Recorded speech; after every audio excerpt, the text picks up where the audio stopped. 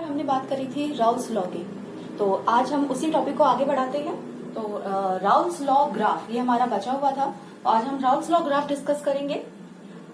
Raoult's law जो था हमारा गैसेस के लिए था कि गैसेस के जितने ज्यादा मोल फ्रैक्शन प्रेजेंट होंगे उतना ही ज्यादा वो वेपर प्रेशर क्रिएट करेंगे, चाहे वो सॉल्यूट हो चाहे वो सॉल्वेंट हो।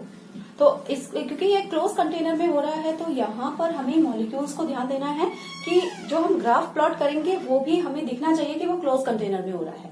इसीलिए ये जो ग्राफ है वो एक स्क्वायर में हम प्लॉट करते हैं। ठीक है, जो ये बता रहा है कि ये एक क्लोज कंटेनर के बीच के अंदर जो है वो प्लॉट किया गया ग्राफ है। अब इसमें एक्स एक्सेस पर हमें लेना है मोल फ्रैक्शन और वाई एक्सेस पर लेना है वेपर प्रेशर, क्योंकि हम जानते हैं कि सॉल्यूट के वेपर प्रेशर जो है वो कम होता है क्योंकि उसकी क्वांटिटी जो है कम है, उसके मोल फ्रैक्शंस कम है, और सॉल्वेंट के मोल फ्रैक्शन क्योंकि ज्यादा होते हैं तो उसका वेपर प्रेशर भी क्या होगा, ज्यादा होगा।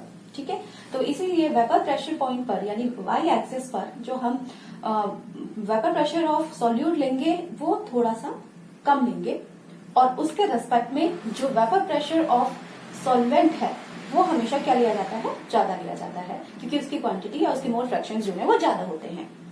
अब जहां पर vapour pressure of solute maximum है, इसका मतलब कि वहां सारे के सारे मोल फ्रैक्शन जो है वो किसके हैं, सॉल्यूट के हैं, यानी XA XB is equal to 1। और उस पॉइंट पर अगर मैक्सिमम वाला हम पॉइंट देखें तो वहां पर mole fraction of solvent is 0 माना जाता है। ऐसे ही मोल फ्रैक्शन या वेपर प्रेशर ऑफ सॉल्वेंट के लिए जहां पर वो मैक्सिमम है वहां माना जाता है कि मोल फ्रैक्शन ऑफ सॉल्यूट क्या हो चुके हैं, 0 हो चुके हैं, और मोल फ्रैक्शन ऑफ सॉल्वेंट जो है वो उसको 100% यानी 1 माना जाता है। तो सबसे पहले हम डिसाइड करेंगे कि एक साइड में हमें क्या लेना है, mole vapour pressure of solute, and दूसरी साइड में हमें लेना है वेपर प्रेशर ऑफ सॉल्वेंट। अब धीरे धीरे क्योंकि हम जानते हैं कि वेपर प्रेशर जितने ज्यादा मोल फ्रैक्शंस कम होंगे उतना ही ज्यादा उसका वेपर प्रेशर भी कम होता चला जाएगा। तो ऐसे ही अगर हम इसको राइट साइड में प्रोसीड कराते हैं तो वेपर प्रेशर ऑफ सॉल्यूट धीरे धीरे क्या हो जाएगा, बहुत कम हो जाएगा, जहां पर उसके मोल फ्रैक्शन जो है वो 0 हो जाएंगे तो वहां पर वेपर प्रेशर भी नील हो जाएगा। ऐसे ही हम इस ग्राफ को देखें तो यहाँ जहां पर ये मैक्सिमम था, मोल फ्रैक्शन मैक्सिमम थे, वहां पर वेपर प्रेशर भी मैक्सिमम था, और जैसे जैसे वो डाउन जाता है तो एक पॉइंट ऐसा आता है जहां पर वो क्या हो जाएगा, 0 हो जाएगा, और वो पॉइंट कौन सा होगा, जहां पर mole fraction of solvent is 0। वहां 0 होंगे तो वहां पर ना मोल फ्रैक्शन है उसके, तो इसका वेपर प्रेशर भी क्रिएट नहीं होगा। अब हम जानते हैं कि क्लोज कंटेनर के अंदर हम जो प्रेशर फील करते हैं वो कौन सा करते हैं, P टोटल। तो P टोटल प्रेशर को दिखाने के लिए ये लाइन जो है वो ग्राफ में प्लॉट की जाती है, जो PA और PB को आपस में जोड़ती है। तो ये लाइन ग्राफ में हमारे P टोटल को डिनोट कर रही है। तो ये ग्राफ जो है हमारा क्या रिप्रेजेंट करा रहा है, partial and total vapour pressure curve for solution that follows Raoult's law. इसमें जो तीनों कर्व्स हैं वो राउल्स लॉ को फॉलो कर रहे हैं, क्योंकि अगर PB मैक्सिमम है तो वहां पर XB भी क्या होगा, मैक्सिमम होगा। अगर PA मैक्सिमम है तो वहां पर XA भी क्या होगा, मैक्सिमम होगा, जो राउल्स लॉ को फॉलो कर रहा है। और जितनी ज्यादा वेपर्स PB और PA की बनेंगी उतना ही ज्यादा P टोटल भी मैक्सिमम जाएगा। अब हम बात करते हैं आइडियल सोल्यूशन की। हमारा नेक्स्ट टॉपिक है आइडियल सोल्यूशन।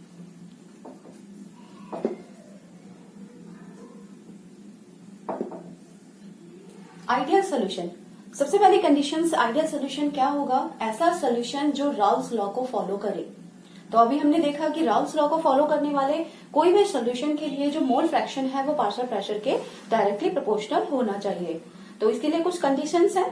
तो mole fraction and ideal solution will be defined as the solution which obeys the Raoult's law over the entire range of the concentration and temperature. ठीक है, an ideal solution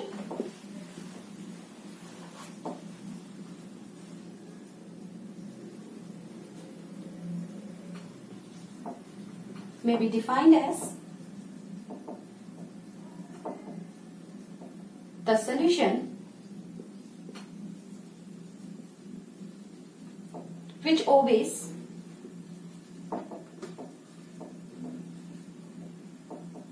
Raoult's law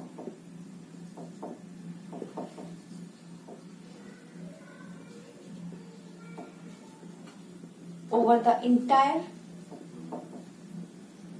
range of concentration and temperature, यानी जो Raoult's law को follow करे वो ideal solution है।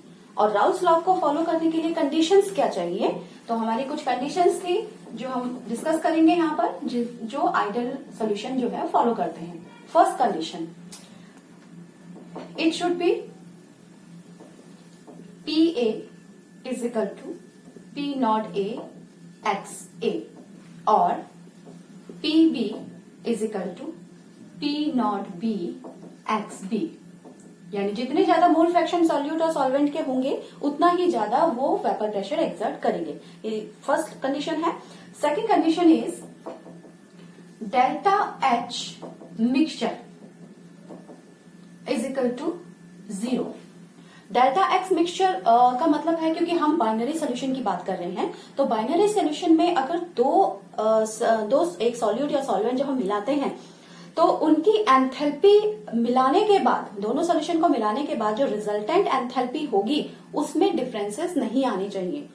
जैसे example, अगर सोल्यूशन ए और सोल्यूशन बी, दो कंपोनेंट को हमने आपस में मिलाया है और एक का जो एनर्जी है वो 2 किलो जूल पर मोल है और दूसरे की एनर्जी 3 किलो जूल पर मोल है, तो इन दोनों को मिलाने पर जो ए बी हमारा सोल्यूशन बनेगा उसकी एंथैल्पी जो है वो 2 + 3 = 5 किलो जूल पर मोल होनी चाहिए। अगर वो इस कंडीशन को फॉलो करता है तो इसका मतलब वो राउल्स लॉ को फॉलो कर रहा है और वो एक आइडियल सोल्यूशन है। तीसरी condition, delta V mixture is equal to 0।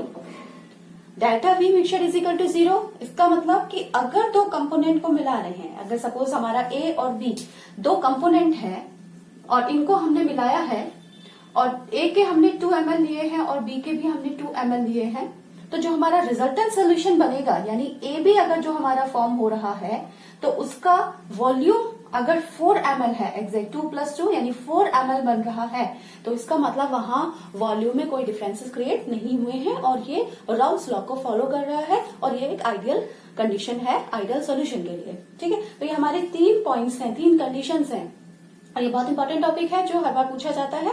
ये 3 कंडीशंस हैं। पहला कि vapour pressure of solute is equal to partial pressure of the solute into mole fraction, and vapor pressure of the solvent is equal to the partial pressure of the solvent and product of mole fraction. Second condition is delta H mixture is equal to 0, यानी enthalpies में कोई भी changes नहीं आने चाहिए। और तीसरी condition है delta V mixture is equal to 0, यानी वॉल्यूम में कोई भी चेंजेस इसमें नहीं आने चाहिए। अगर ये कंडीशन कोई फॉलो करता है तो वो आइडियल सोल्यूशन है। For example,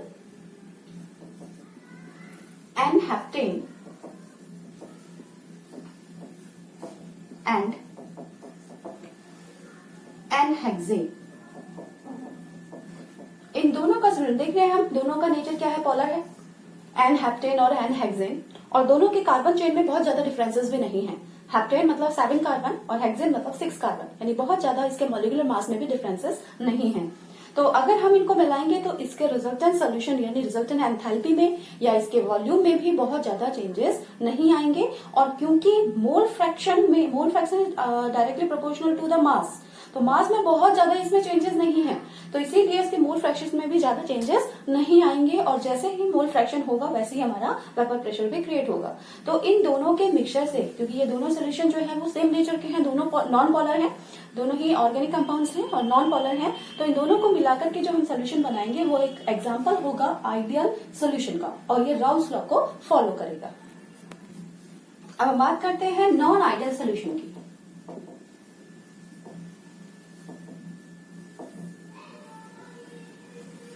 non ideal solution यानी जो आइडियल कंडीशंस को फॉलो ना करे। इसका मतलब सीधे क्लियर है कि solution that not obey Raoult's law.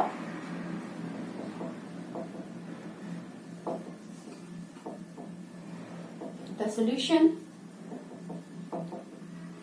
which do not obey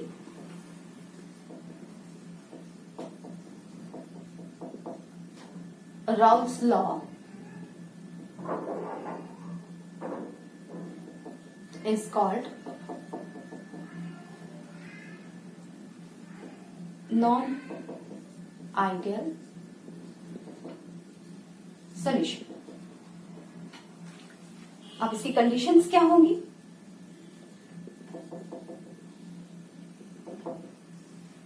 हमने देखा था आइडियल सोल्यूशन की जो कंडीशन थी, तो फर्स्ट कंडीशन थी हमारी P A is equal to P naught A X A and P B is equal to P naught B X B. ये आइडियल सोल्यूशन की कंडीशन थी. और नॉन आइडियल की कंडीशन क्या होगी कि P A is not equal to the P naught A X A and P B is not equal to the P naught B and X B.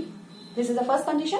Second is delta H mixture is not equal to zero.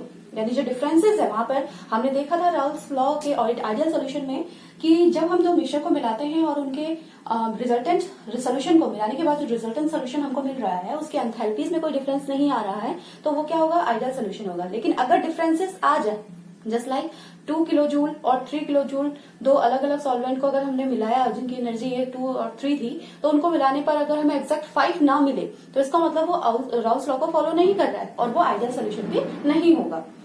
तीसरा condition delta V mixture is not equal to zero.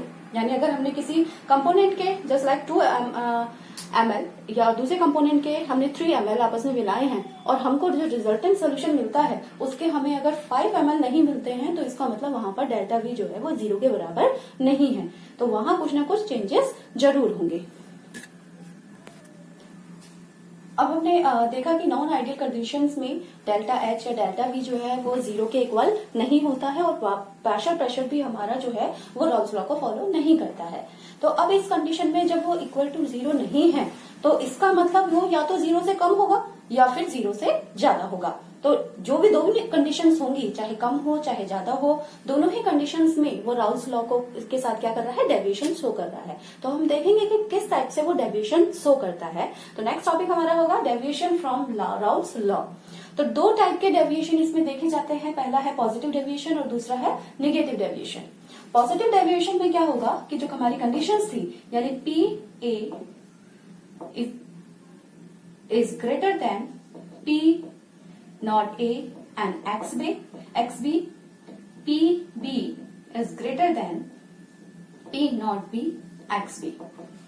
Second, delta H mixture is greater than 0, यानी इसकी value क्या होगी? Positive होगी. And third one is delta V mixture is greater than 0. यानी हमारा जो volume है मिक्सचर का वॉल्यूम का डिफरेंस है उसकी वैल्यू भी क्या होगी? जीरो होगी. तो इस कंडीशन में वेपर्स जो है वो ज्यादा बनेंगे किसके? सॉल्यूट और सॉल्वेंट की. सेकेंड कंडीशन है निगेटिव एलिमिनेशन. निगेटिव एलिमिनेशन के लिए कंडीशन जो है वो P A is smaller than P naught A X A, P B is smaller than P naught B X B.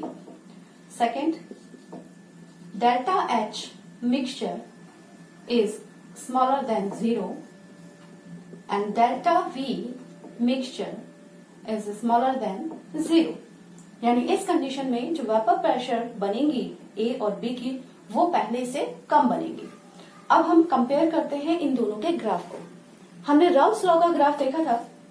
तो according to Raoult's law graph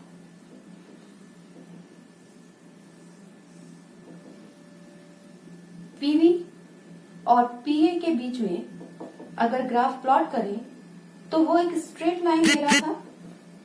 PV भी और पीए भी और पी टोटल भी. ये राउल्ट्स लॉ को फॉलो करने वाला ग्राफ है. लेकिन अगर हमारा राउल्ट्स लॉ से पॉजिटिव डेविएशन शो हो रहा है तो इसका मतलब कि पीए की वेपर्स और पीबी की वेपर्स ज्यादा बन रही हैं. तो अब इस कंडीशन में ये ग्राफ जो है वो थोड़ा सा चेंज हो जाता है। यहाँ पर अब अभी जो हमारे जो वेपर प्रेशर थे, हम जो ये दिखा रहे थे, अब वेपर प्रेशर इससे क्या हो जाएगा, अप चला जाएगा। तीनों कंडीशन में जो वेपर प्रेशर है वो अप चले जाएंगे। और ये इसमें ये किस वजह से हुआ है, क्योंकि यहाँ पर सॉल्यूट की और सॉल्वेंट की वेपर प्रेशर अलग अलग ज्यादा बन रही है। वेपर प्रेशर ज्यादा होंगे तो ग्राफ में उसका रिप्रेजेंटेशन भी ज्यादा होगा। तो ये पॉजिटिव डेविएशन शो कर रहा है राउल्स लॉ से। नेगेटिव डेविएशन के ग्राफ में क्या होगा, क्योंकि वहां पर जो है वो वेपर्स जो है वो कम बन रही हैं, सॉल्यूट और सॉल्वेंट की वेपर्स पहले से कम बन रही हैं, तो इसका मतलब जो राउल्स लॉ था, राउल्स लॉ में स्ट्रेट लाइन हमें मिलती है, यहाँ पीबी और पीए जो है दोनों स्ट्रेट लाइन से रिप्रेजेंटेड किए जाते हैं। तो यहाँ पर जो पहले से वेपर प्रेशर बन रहा था उनका, अब वेपर उससे कम बनेंगी, और वेपर कम बनेंगे तो इसका मतलब ग्राफ में इसका रिप्रेजेंटेशन भी क्या हो जाएगा, डाउन हो जाएगा। ये ग्राफ राउल्स लॉ से नेगेटिव डेविएशन को शो कर रहा है। ठीक है, अब किन किन सॉल्यूशन के मिक्सचर में ये पॉजिटिव डेविएशन और नेगेटिव डेविएशन शो करेगा। अगर हम पॉजिटिव डेविएशन की बात करें तो पॉजिटिव डेविएशन के एग्जांपल होंगे, क्योंकि ऐसा सॉल्यूशन होना चाहिए जिसमें पार्शियल ए और बी कंपोनेंट आपस में मिक्स ना हो पाए, यानी दोनों का अगर नेचर अलग अलग होगा, एक पोलर हो एक नॉन पोलर हो, तो वो आपस में मिलेंगे नहीं और दोनों अपनी अलग अलग वेपर्स बनाएंगे, और दोनों अपनी अलग अलग वेपर्स बनाएंगे तो वेपर प्रेशर पहले से ज्यादा हो जाएगा। ठीक है, तो जैसे एग्जांपल हेक्सेन एंड वाटर, क्योंकि एक नॉन पोलर है और एक पोलर है, दोनों आपस में मिलेंगे नहीं और दोनों ही अपनी अपनी अलग वेपर्स बनाएंगे, और वहां पर वेपर प्रेशर ज्यादा होगा जो राउल्स लॉ से पॉजिटिव डेविएशन शो करेगा। सेकंड, नेगेटिव डेविएशन के एग्जांपल क्या हो सकते हैं। नेगेटिव डेविएशन में क्योंकि वेपर्स पहले से सॉल्यूट और सॉल्वेंट की वेपर्स जो है कम बन रही हैं, तो ये किस कंडीशन में कम बनेंगी, जब वो दोनों आपस में रिएक्शन करके सॉल्वेंट बना दे, सॉल्यूशन बना दे, तो इसका मतलब वो उनकी वेपर्स कम हो जाएंगी। तो अगर हम दो कोई ऐसे कंपोनेंट लेते हैं कि जहां पर वो आपस में मिक्स हो जाए, तो उनकी वेपर्स अब बनना कम हो जाएगा, just like acetone and chloroform. Acetone यानी CH3, CH3, CO, और दूसरा chloroform CH, Cl and Cl। इन दोनों मॉलिक्यूल के बीच में हाइड्रोजन बॉन्डिंग की वजह से ये आपस में जुड़ जाते हैं। इस हाइड्रोजन बॉन्डिंग की वजह से आपस के बीच में इनकी बॉन्डिंग हो जाती है और ये सॉल्युबल हो जाते हैं। अब क्योंकि आपस में सॉल्युबल है और एक दूसरे के साथ सोल्यूशन बना ले रहे हैं, तो अब एसीटोन की और क्लोरोफॉर्म की अलग अलग वेपर्स कम बनेंगी, बल्कि किसकी बनेंगी, इन दोनों का जो डायमर एक बना हुआ है उसकी वेपर ज्यादा बनेगी, यानी सॉल्यूशन की वेपर ज्यादा बनेंगी। तो अब यहाँ पर हम राउल्स लॉ से निगेटिव डेविएशन उसको देख रहे हैं। तो हमारे जो सोल्यूशन है जो राउल्स लॉ को फॉलो नहीं करते हैं, वो दो टाइप के डेविएशन दिखाएंगे, पहला positive deviation and second one is negative deviation.